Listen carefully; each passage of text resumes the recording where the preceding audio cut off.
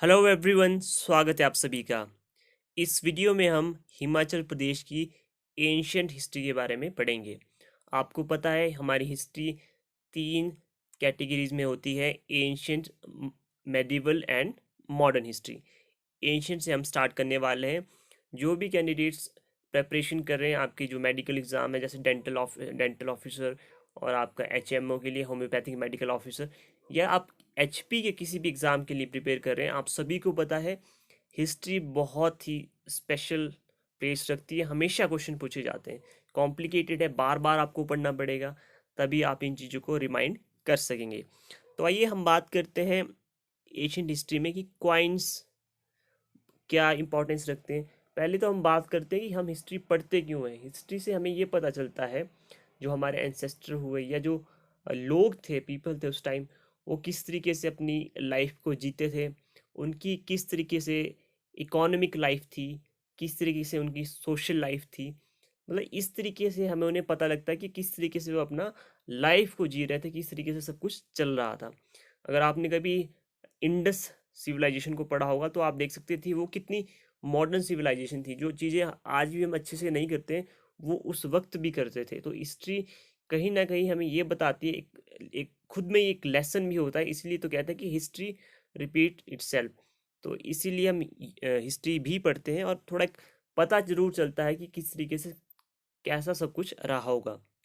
तो हिस्ट्री का पता चलता है कैसे कैसे, जैसे आपके क्वाइंस होते हैं, आपकी जो लिटरेरी सोर्स मतलब जो किताबें लिखी गई हैं, या जो आपके शिलालेख या पत्थरों पे जो सब कुछ लिखा गया है, इंस्क्रिप्शंस हैं, वहाँ से पता चलता है। तो इस तरीके से आप पता कर सकते हैं कि किस तरीके से सब कुछ रहा होगा। तो क्वाइंस की हमारी इम्पोर्टेंस बहुत है हिस्ट्री में। वंशावलीज क्या होती है?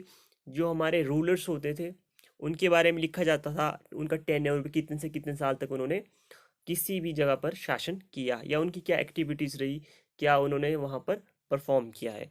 इंस्क्रिप्शंस जो मैंने कहा कि आपके जैसे कुछ पत्थरों पे होते थे, गुफाओं पे लिखे होते थे, तो वो आपके इंस्क्रिप्शंस होते हैं। लिटरेरी सोर्स जो वहाँ पर आपके जो पोइट्स थे या राइटर्स थे, उन्होंने जो जो राजाओं के बारे में लिखा है या कोई भी स्पेशल इवेंट्स हुए उनके बारे में लिखा है। तो हम बहुत लंबी वीडियो नहीं करेंगे, थोड़ा थोड़ा धीरे धीरे करते करते चलेंगे। तो बात करते हैं हम क्वाइंस पर। तो क्वाइंस की जो स्टडी होती है उसे बोलते हैं न्यूमिस्मैटिक। वन वर्ड सब्स्टिट्यूशन में इंग्लिश में भी पूछा जाता है कि the study of coin is known as numismatic. आप सभी को पता है कि हमारा जो एचपी स्टेट म्यूजियम है वो कहाँ पर है? वो है आपका शिमला में, और ये 1973-74 में बनके तैयार हुआ था, फंक्शनल हुआ था। भूरी सिंह म्यूजियम कहाँ है? बहुत बार ये क्वेश्चन पूछा जाता है। ये है आपका चंबा में। हम इसके बारे में और डिस्कशन करेंगे जब हम इन चैप्टर्स पर जाएंगे। These coin shows history of Indo Greek rulers. जो आपके रूलर्स थे इंडो ग्रीक, या गुप्ता पीरियड कैसा रहा होगा, जो आपके लोकल रूलर्स थे, या जो और भी जो मुगल्स थे, ब्रिटिशर्स थे, ये उनके बारे में एक बताते हैं क्वाइंस।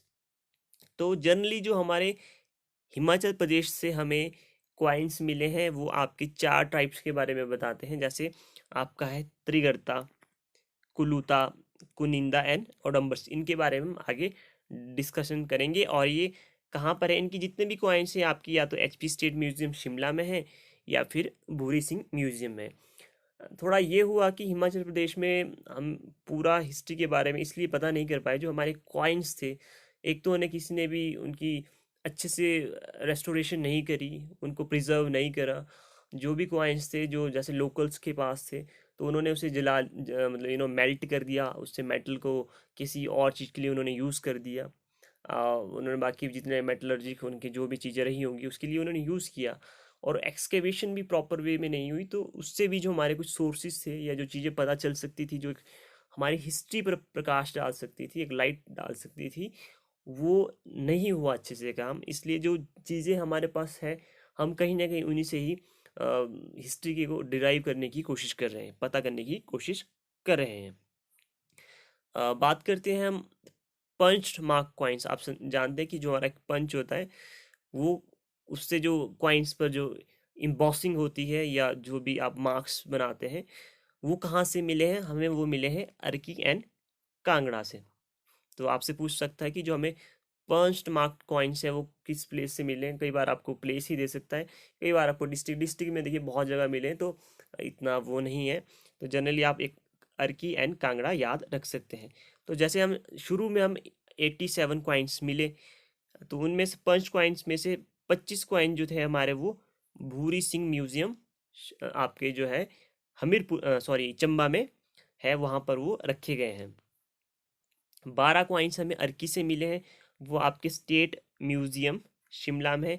21 कॉइन जो आपके अपोलोडोटस के हैं वो आपके मिले हैं टप्पा मेवा हमीरपुर में। क्वेश्चन पूछा गया है, आपको बताना है कि अपोलोडोटस के जो कॉइन है, सिक्के हैं, वो किस जगह से मिले हैं। तो इसका राइट आंसर होगा टप्पा मेवा हमीरपुर। 31 कॉइन्स जो है हमें वो ज्वालामुखी से मिले हैं, वो है आपका कांगड़ा में पड़ता है ज्वालामुखी।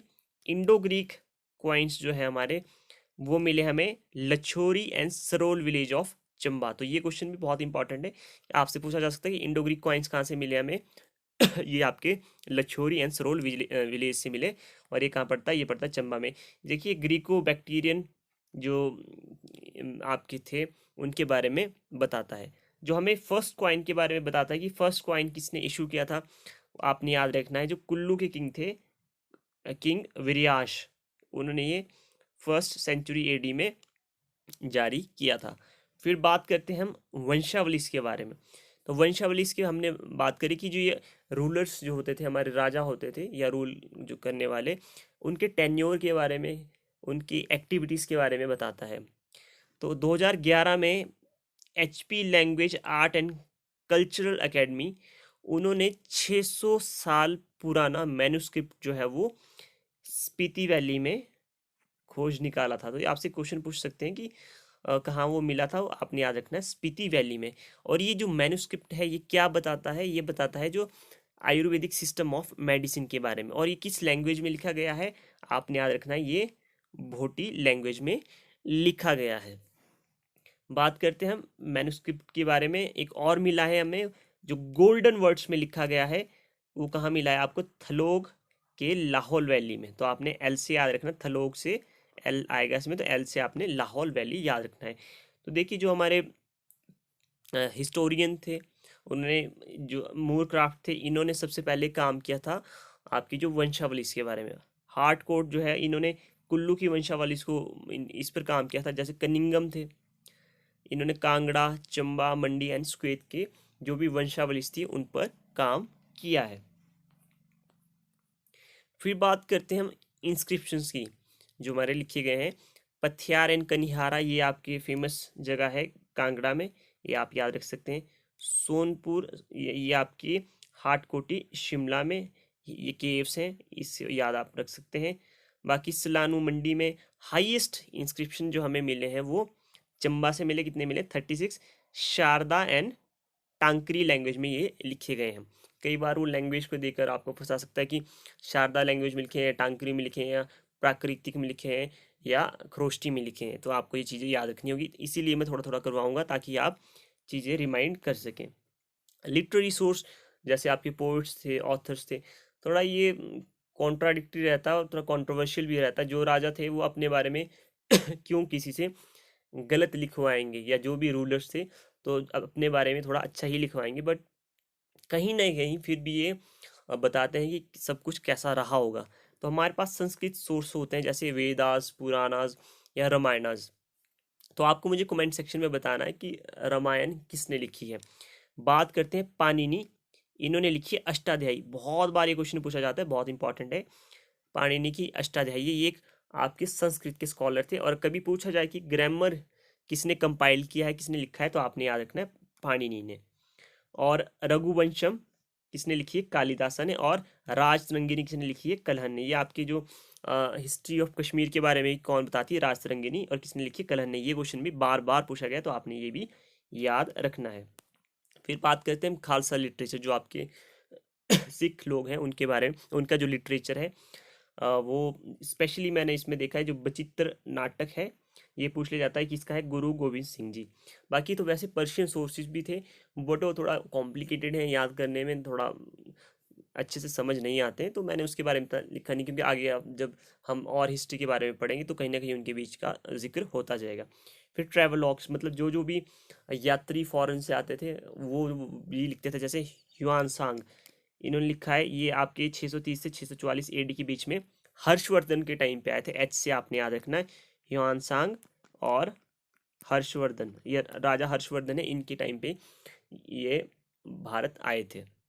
तो ये भी कहीं ना कहीं लिखते थे। देखिए 14 साल जब इन्होंने यहाँ बिताए हैं, तो ये जगह जगह पर घूमे हैं, जलंधर हो गया आपका, सिरमौर हो गया, इस तरीके से बहुत सी जगह पर गए हैं, तो इसके बारे में इन्होंने ज़रूर लिखा है। विलियम मोरक्राफ्ट, अभी जिनके बारे में मैंने बात करी थी, जिन्होंने वंशावली, इसके बारे में भी लिखा है। 1820 से 1822 के बीच में ये इंडिया में घूमने आए हैं। तो इस तरीके से आप याद रख सकते हैं।